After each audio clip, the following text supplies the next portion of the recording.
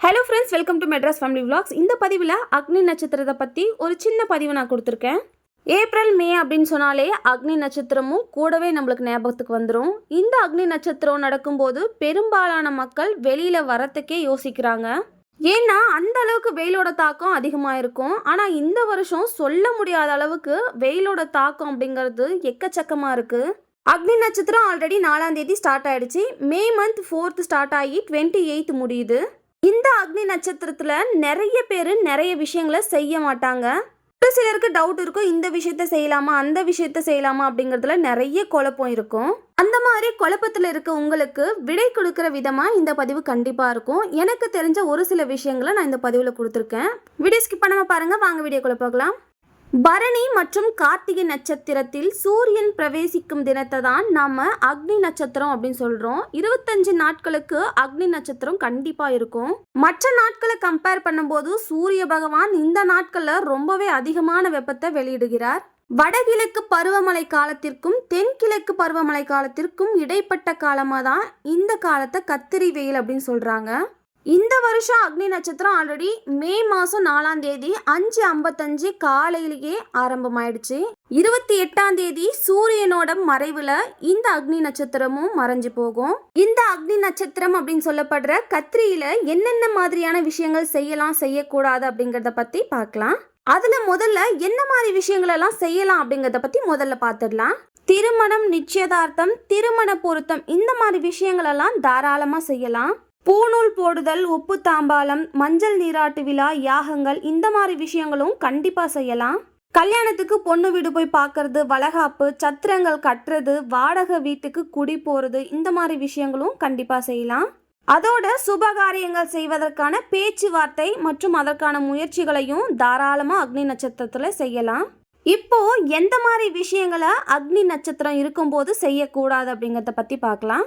செடி கொடி மரங்களை வெட்டுறது, அழிக்கிறது இந்த மாதிரி விஷயங்களை அறவே தவிர்க்கணும். ஏன்னா இந்த காலத்துல வெயில் தாக்கம் அப்படிங்கிறது ரொம்பவே அதிகமாக இருக்கும். மரங்கள் இருந்தாதான் வெயிலின் தாக்கத்தை குறைக்க முடியும். நார் உரிக்க கூடாதுன்னு சொல்லுவாங்க, விதைக்க கூடாதுன்னு சொல்லுவாங்க. கிணறு, குளம் இந்த மாதிரி விஷயங்களை உருவாக்க கூடாது. ஏன்னா நிலமே வத்தி போயிருக்கும். இந்த மாதிரி டைம்ல நம்ம கிணறு, குளம் இந்த மாதிரி விஷயங்களை நம்ம உருவாக்க போனா அதுக்கான பலன் கண்டிப்பா கிடைக்காது, நம்மளுக்கு லாஸ் தான் ஆகும். அதனால இந்த மாதிரி விஷயங்களை தவிர்க்கிறது நல்லது. நிலம் மற்றும் வீடுகளை பராமரிக்க கூடாதுன்னு சொல்லுவாங்க. அதே போல மொட்டை அடிக்க கூடாது, காது குத்துற விசேஷங்கள், வீடு கிரகப்பிரவேசம் செய்யக்கூடாதுன்னு சொல்லுவாங்க. வாடகை வீடா இருந்தா பால் காய்ச்சிட்டு குடி போகலாம். ஆனா சொந்த வீடுக்கு கிரகப்பிரவேசம் இந்த மாதிரி நாட்கள்ல செய்யக்கூடாது. அதே போல் பூமி பூஜை செய்வது, புது வீடு குடி போகிறது, கிணறு வெட்டுறது இந்த மாதிரி காரியத்தையும் செய்யக்கூடாது. அதே மாதிரி வாகனங்கள் வாங்கக்கூடாதுன்னு சொல்லுவாங்க. கோவில் கும்பாபிஷேகம் செய்வதற்கு உகந்த நாட்கள் இது கிடையாது. அதே போல் முடிஞ்ச வரைக்கும் இந்த அக்னி நட்சத்திரத்தில் லாங் டிராவல் அப்படிங்கிறத அறவே தவிர்க்கிறது நல்லது. லாங் டிராவல் அதாவது ரொம்ப தூரம் நம்ம வாகனத்தில் போயிட்டு வரோம் அப்படின்னா உடல் ரீதியாக நிறைய உபாதைகள் கண்டிப்பாக வரும். அதனால இந்த 25 நாட்களுக்கு இதை தவிர்க்கிறது ரொம்ப நல்லது. இந்த அக்னி நட்சத்திரம் முடிஞ்சதுக்கு அப்புறமா எல்லா கோவில்களிலும் சிறப்பு பூஜை வழிபாடு நடைபெறும். அதுல கலந்துக்கிட்டீங்க அப்படின்னா ரொம்ப நல்ல பலன்கள் கொடுக்கும். அதுக்கப்புறம் நிறைய பரவலா இருக்கிற ஒரு சந்தேகம் என்ன அப்படின்னா, கத்திரியில குழந்தை பிறந்தா வீட்டுக்கு ஆகாதா, அது ஏன் அப்படி சொல்றாங்க அப்படிங்கிற சந்தேகம் நிறைய பேருக்கு இருக்கு. அதுக்கான தெளிவான விளக்கத்தை இந்த பதிவில் நான் சொல்லியிருக்கேன். இந்த மாதிரி கத்திரியில குழந்தை பிறந்தா என்ன பண்றது, என்னங்க பண்ண முடியும், என்னமே பண்ண முடியாது. அந்த மாதிரி ஒரு பொருளையே, ஒரு முட்டாள்தனமான ஒரு விஷயத்த நம்பவே கூடாது. அது ஏன் அந்த மாதிரி சொல்றாங்க அப்படிங்கிற உண்மையான ரீசன் என்ன அப்படின்னா, இந்த காலத்துல பிறக்கிற குழந்தைங்களுக்கு ஒவ்வாமை ஏற்படுறதுக்கான வாய்ப்புகள் நிறைய இருக்கு. கத்திரியோட வெயில் தாக்கம் அதிகமாக இருக்கும். பெரியவங்க நம்மளாலே தாங்கிக்க முடியாது, சின்ன சிசு குழந்தை அதால தாங்கிக்க முடியாது அப்படிங்கிற ஒரு ரீசன்னால தான் அது அப்படியே காலப்போக்கில் சித்திரையில் குழந்தை பிறந்தா வீட்டுக்கு ஆகாது அப்படின்னு சொல்லி அதை அப்படியே மாற்றிட்டாங்க. சித்திரை மாதம் அப்படின்னு சொன்னாலே வெயிலோட தாக்கம் ரொம்பவே அதிகமாக இருக்கும். இந்த டைமில் கன்சீவாக இருக்க பெண்கள், டெலிவரி ஆயிட்டு இருக்கிற பெண்கள், அதே போல் நியூபார்ன் பேபிஸ்லாம் ரொம்பவே அவஸ்தைப்படும். அதனால தான் அக்னி நட்சத்திரத்தில் குழந்தை பிறக்கக்கூடாதுன்னு சொல்லுவாங்க. இதை தாண்டி வீட்டுக்கு ஆகாது, அப்பாவுக்கு ஆகாது, அம்மாவுக்கு ஆகாது, தாத்தாக்கு ஆகாது, பாட்டிக்கு ஆகாது இதெல்லாம் நம்ம யோசிக்கவே கூடாது. வெயிலோட தாக்கம் குழந்தைக்கு ஆகாது, அதுதான் ரீசன். சித்திரை மாசத்துல குழந்தை பிறந்தா தந்தைக்கு ஆகாது, தாய்க்கு ஆகாது, வீட்டுக்கு ஆகாது அப்படின்னு சொல்லி நிறைய பேர் சொல்லி கேட்டிருப்போம். உண்மையான ரீசன் என்ன? சித்திரை மாசத்துல குழந்தை பிறக்க கூடாதுன்னு சொல்றாங்களே, அது ஏன்? அந்த மாசத்துல குழந்தை பிறந்தா என்ன மாதிரி பரிகாரம்லாம் செய்யலாம்? சித்திரை மாசத்துல பிறந்த குழந்தைகளோட குணாதிசயங்கள் எப்படி இருக்கும்? இந்த மாதிரி பல்வேறு கேள்விகளுக்கு இந்த ஒரு சின்ன பதிவு கண்டிப்பா உங்களுக்கு யூஸ்ஃபுல்லா இருக்கும். வீடியோ ஸ்கிப் பண்ணாம பாருங்க. சித்திரை மாசம் குழந்தை பிறந்தா வீட்டுக்கு ஆகாதுன்னு சொல்றாங்களே, அது உண்மையான்னு கேட்டா கண்டிப்பா உண்மை கிடையாது. நான் முன்னாடியே சொன்ன மாதிரி சித்திரை மாதம் கடுமையான வெயில் காலம், அக்னி நட்சத்திரம் வரக்கூடிய காலம். அந்த நேரத்துல பிரசவிப்பது அப்படிங்கிறது ரொம்ப கொடுமையா இருக்கும். அத்துடன் தாய் குழந்தை 2 பேருக்குமே புழுக்கமா இருக்கும். இதனாலதான் நம்ம முன்னோர்கள் அப்படி சொல்லி வச்சிருக்காங்க. அந்த காலத்துலலாம் ஏசி இந்த மாதிரி வசதிகள் எல்லாம் கிடையாது. ஆனால் இப்போ வீட்டுக்கு வீடு ஏசி, ஃபேனு இந்த மாதிரி வசதிகள் எல்லாம் வந்துருச்சு.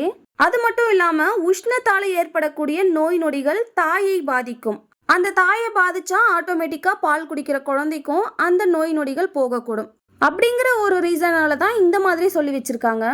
சரி, அப்படி அந்த சித்திரை மாசத்துல இந்த குழந்தை பிறக்குது அப்படின்னா ஜாதகத்துல ஏதாவது பிரச்சனை இருக்குமா? அந்த குழந்தை எப்படி இருக்கும்? ஜோதிட ரீதியா பார்த்துடலாமா? சித்திரையில் ஒரு குழந்தை பிறந்தால் அது அந்த ராமபிரானை போலவே இருக்கும். அழகிலும் வீரத்திலும் குணத்திலும் திறமையிலும் சிறந்து விளங்குவார்கள் அப்படிங்கிறது தான் நிதர்சனம். அது எப்படி அவ்வளோ உறுதியா சொல்ல முடியும்? காரணம் என்ன அப்படின்னு கேட்டீங்கன்னா, சித்திரையில் தான் சூரிய பகவான் மேச ராசியிலேயே பிரவேசிக்கிறார். அதனால தான் அந்த காலத்தில் சூரியன் உச்சத்தில் இருப்பார். அப்படி மேஷத்தில் உச்சத்தில் இருக்கும்போது குழந்தை பிறந்தால் ஜாதகப்படி அதிகாரமிக்கவர்களாகவும் அதிர்ஷ்டம் நிறைந்தவர்களாகவும் செல்வாக்கு உடையவர்களாகவும் இருப்பார்கள். பலருக்கும் எஜமானராக இருப்பவர்கள் இந்த சித்திரையில் பிறந்த குழந்தைகள். அது மட்டும் இல்லாமல் நல்ல யோகத்தையும் கொடுக்கக்கூடியவர்கள் இந்த சித்திரை குழந்தைகள். பெண் குழந்தையா பிறக்கலாமா சித்திரை மாசத்துல அப்படிங்கிற ஒரு கொஷின் இருக்கு. சித்திரையில் பிறக்கும் ஆண் குழந்தையாக இருந்தாலும் சரி, பெண் குழந்தையாக இருந்தாலும் சரி, வீரம், நியாயம், தர்மம் எதுவாக இருந்தாலும் இதுதான் சரி, இதுதான் தவறு என்று நேரடியாக சொல்லும் ஆற்றல் உடையவர்களாக இருப்பார்கள். அதனால சித்திரையில பிறக்கக்கூடிய குழந்தை பெண் குழந்தையா இருக்கக்கூடாது அப்படின்னு சொல்லி அந்த காலத்துல நினைச்சாங்க. ஏன் அந்த மாதிரி நினைச்சாங்க அப்படின்னா, அந்த காலத்துல பெண் என்பவள் இப்படிதான் இருக்க வேண்டும் என்ற ஒரு கட்டுப்பாடுகள் அதிகமாக இருந்தது. சித்திரையில பிறந்த பெண் குழந்தைகளை திருமணம் செய்யறதுக்கு முன்னாடி வரமாட்டாங்க. ஆனா உண்மையிலேயே உறக்க சொல்லும் ஆற்றல் உடையவளாக இருப்பாள். அது புகுந்த வீட்டிற்கு ஏற்புடையதாக இருக்காது அப்படிங்கிற ஒரு ரீசன் தான். அதனாலதான் சித்திரையில பெண் குழந்தை பிறக்கக்கூடாதுன்னு சொல்லுவாங்க. உண்மையிலேயே இந்த காலத்துல எல்லாருமே சமம் அப்படிங்கிற ஒரு தாட் வந்துருச்சு. ஆணும் பெண்ணும் சமம் தான் இந்த காலத்துல. ஆனால் இது நாள் வரைக்கும் நம்ம என்னதான் எக்ஸ்பிளைன் பண்ணாலும் சித்திரையில் குழந்தை பிறந்தா பிரச்சனைகள் குடும்பத்தில் வரும் அப்படின்னு எல்லாருமே நினச்சிட்டோம். இதை எப்படி மாற்றுறது? இதுக்கு ஏதாவது பரிகாரம் இருக்கா அப்படின்னா கண்டிப்பாக இருக்குது. திருச்செந்தூர் சென்று முருகனை பார்த்து மனதார என் குழந்தையை உனக்கு தத்து கொடுக்கிறேன் முருகா அப்படின்னு சொல்லி மனம் உருகி வேண்டிக்கிட்டு, இதுக்கு மேலே இந்த குழந்தைக்கு வர நன்மை தீமை எல்லாமே நீ தான் பார்த்துக்கணும் அப்படின்னு சொல்லி வேண்டிட்டு வாங்க. அப்படி திருச்செந்தூர் கோயில் போயிட்டு எங்களால் வேண்டிக்க முடியாது, வெளியூரில் இருக்கோம், ஃபாரினில் இருக்கோம் அப்படின்னா செவ்வாய்க்கிழமைகளில் வீட்டிலையே முருக படத்துக்கு முன்னாடி நின்று உங்களோட வேண்டுதலை நீங்கள் நல்லபடியாக முடிச்சுக்கலாம். அதுக்கப்புறம் உங்களோட குழந்தைக்கு திருமண காலம் வரும் இல்லையா, அப்போது முருகனிடமிருந்து குழந்தையை எடுத்துக்கிறேன் அப்படின்னு சொல்லிவிட்டு அவங்களுக்கு திருமணம் செஞ்சு வைக்கலாம். இந்த மாதிரி பரிகாரங்கள் எல்லாமே நம்மளோட மன திருப்திக்காக மட்டும்தாங்க சொல்கிறாங்க. உண்மையிலேயே சித்திரையில் பிறந்த குழந்தைகளுக்கு மட்டும்தான் பிரச்சனை வருதா அப்படின்னா கண்டிப்பாக இல்லை. மற்ற மாதங்களில் பிறந்த குழந்தைகளுக்கு மகிழ்ச்சி மட்டுமே வாழ்க்கையில் இருக்கா அப்படின்னா அதுவுமே கிடையாது. வாழ்க்கையில் அப்ஸ் அண்ட் டவுன்ஸ் கண்டிப்பாக இருக்கும். நம்மளோட கர்ம வினைகள் தான் நம்மளுக்கு திரும்ப கொடுக்கும். அதனால் பிறக்கிற குழந்தைங்களை ப்ளேம் பண்ணாமல் நீங்கள் நல்லது செஞ்சீங்கன்னா உங்களோட கர்ம வினைகள் உங்களுக்கு நல்லதே கொடுக்கும்.